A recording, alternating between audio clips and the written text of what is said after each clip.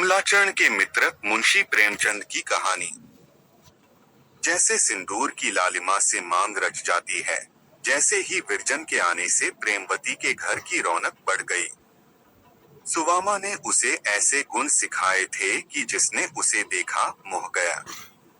यहाँ तक कि सेवती की सहेली रानी को भी प्रेमवती के सम्मुख स्वीकार करना पड़ा कि तुम्हारी छोटी बहू ने हम सबों का रंग फीका कर दिया। सेवती उससे दिन दिन भर बातें करती और उसका जी न उगता। उसे अपने गाने पर अभिमान था, पर इस क्षेत्र में भी विरजन बाजी ले गई।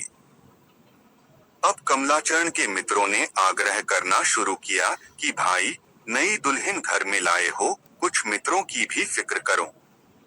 सुनते हैं परम सुंदरी पाए हो। कमलाचरण को रुपए तो ससुराल से मिले ही थे। जेब खनखनाकर बोले, जी दावत लो, शराबें उड़ाओ। हाँ, बहुत शोरगुल न मचाना, नहीं तो कहीं भीतर खबर होगी तो समझेंगे कि ये गुंडे हैं। जब से वह घर में आई है, मेरे तो होश उड़े हुए हैं। कहता हूँ अंग्रेजी, फारसी, संस्कृत, अलम सभी घोटे बैठी है। डरता हूँ कहीं अंग्रेजी में कुछ पूछ बैठी या फारसी में बातें करने लगे, मुंह ताकने के सिवाय और क्या करूँगा। इसलिए अभी जी बचाता फिरता हूँ। यूं तो कमलाचरण के मित्रों की संख्या अपरिमित थी।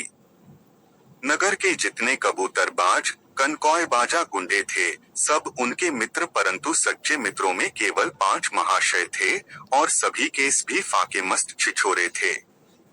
उनमें सबसे अधिक शिक्षित मियां मजीद थे। ये कचहरी में अरायज किया करते थे। जो कुछ मिलता वह सब शराब में भेंट करते। दूसरा नंबर हमीदंखा का था। इन महाशय ने बहुत पैतृक संपत्ति पाई थी, परंतु 3 वर्ष में सब कुछ विलास में लुटा दी। अब यह ढंग था कि साये को सज-धज कर गालियों में धूल फौंकते फिरते थे। तीसरे हजरत सैयद हुसैन थे पक्के जुआरी, नाल के परम भक्त, सैकंडों के दाव लगाने वाले, स्त्री गहनों पर हाथ मौजना तो नित्य का इनका काम था। शेष 2 महाशय रामसेवक लालल और चन्हदूलाल कचहरी में नौकर थे। वेतन कम पर ऊपरी आमदनी बहुत थी। आधी सुरापान की भेंट करते, आधी भोग विलास में उड़ाते। घर में लोग भूखे मरे या भिक्षा मौगे, इन्हें केवल अपने सुख से काम था।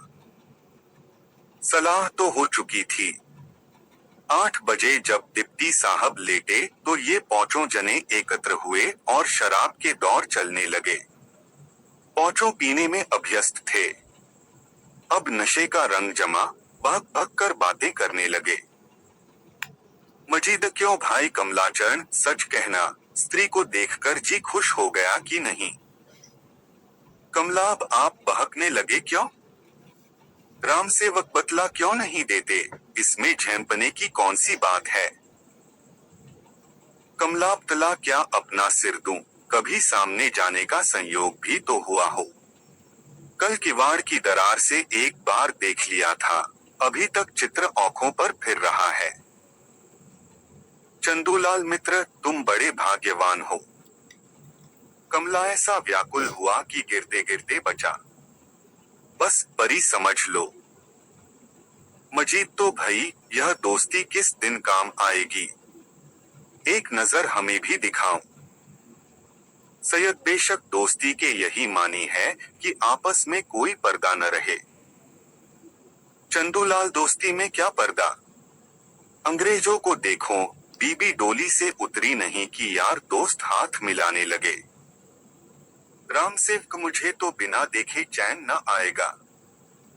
कमला, एक धप लगाकर जीभ काट ली जाएगी, समझे? रामसेवक, कोई चिंता नहीं, आंखें तो देखने को रहेंगी। मजीद भाई, कमलाचरण, बुरा मानने की बात नहीं, अब इस वक्त तुम्हारा फर्ज है कि दोस्तों की फरमाइश पूरी करो। कमला, रे तो मैं नहीं कब करता हूँ? चंदूलाल, वाह मेरे शेर, ये ही मर्दों की सी बातें हैं। तो हम लोग बंठन कर आ जाए क्यों? कमला जी जरा मुंह में कालिख लगा लीजिएगा, बस इतना बहुत है। सैयद तो आज ही ठहरी न। इधर तो शराब उड़ रही थी, उधर विरजन पलंग पर लेटी हुई विचार में मग्न हो रही थी।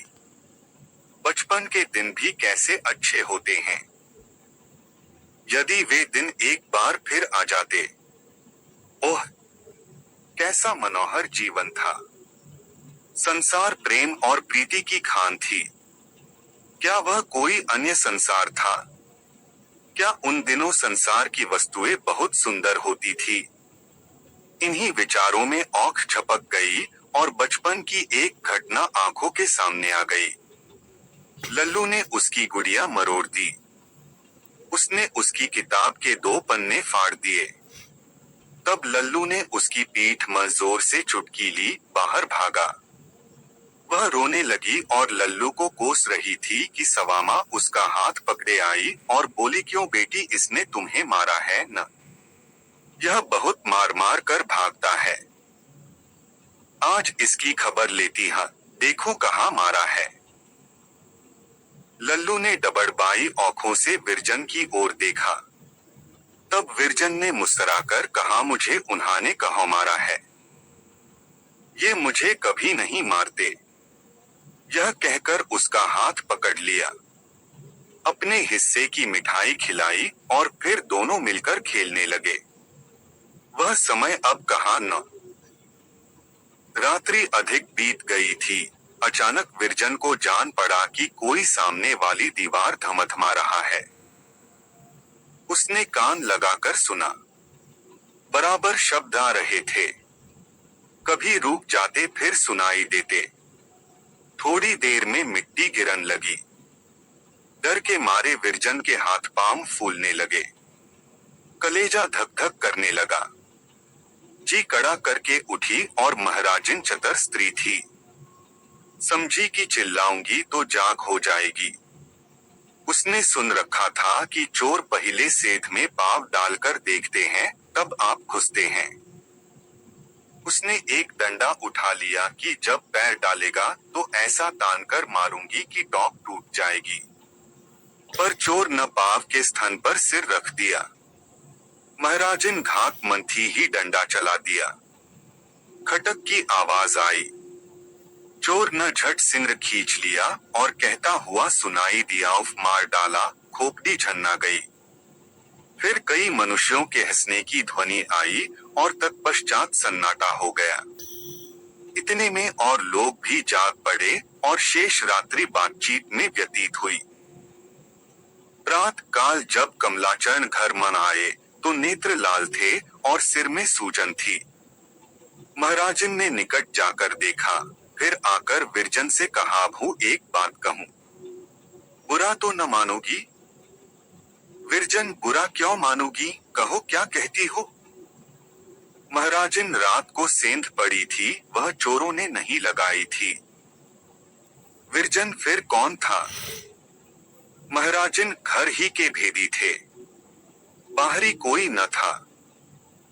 विरजन, क्या किसी कहारन की शरारत थी?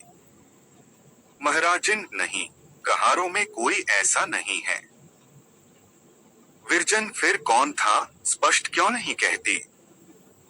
महाराजन, मेरी जान में तो छोटे बाबू थे। मैंने जो लकड़ी मारी थी वह उनके सिर में लगी। सिर फूला हुआ है। इतना सुनते ही विरजन की भेकुटी चढ़ गई। मुखमंडल अरुण हो आया। क्रुद्ध होकर बोली, महाराजन, होश संभाल कर बातें करो। तुम्हें यह कहते हुए लाज नहीं आती? तुम्हें मेरे सम्मुख ऐसी बात कहने का साहस कैसे हुआ? साक्षात मेरे ऊपर कलंक का टीका लगा रही हो। तुम्हारे बुढ़ापे पर दया आती है, नहीं तो अभी तुम्हें यहाँ से खड़े खड़े निकलवा देती। तब तुम्हें विदित होता कि जीभ को वश में न रखने का क्या फल होता है। यहाँ से उठ जाओ, मुझे तुम्हारा मुंह देखकर ज्वर सा चढ़ रहा है। तुम्हें इतना न समझ पड़ा कि मैं कैसा वाक्य मुंह से निकाल रही हूँ। उन्हें ईश्वर ने क्या नहीं दिया है? सारा घर उनका है। मेरा जो कुछ है उनका है।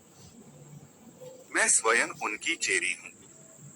उनके संबंध में तुम ऐसी बात कह बैठी।